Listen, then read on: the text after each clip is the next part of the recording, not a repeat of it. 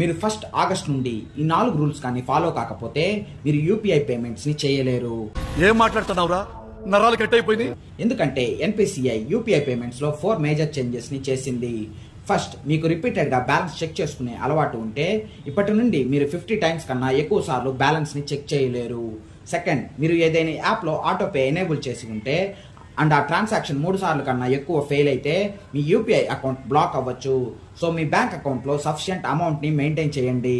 Third, మీరు Amazon are Netflix లాంటి apps లో సబ్స్క్రిప్షన్ తీసుకొని ఉంటే ఇప్పటి నుండి ఒక ఫిక్స్డ్ టైం స్లాట్ లోనే అమౌంట్ డిడక్ట్ అవుతుంది. అండ్ ఫైనల్ గా ఫోర్త్, మీ దగ్గర ఏదైనా యూపీఐ నెంబర్ 90 రోజుల కన్నా ఎక్కువ రోజులు ఇనాక్టివ్ గా ఉంటే అప్పుడు ఎన్పిసిఐ ఆ యూపీఐ ఐడిని బ్లాక్ చేస్తుంది.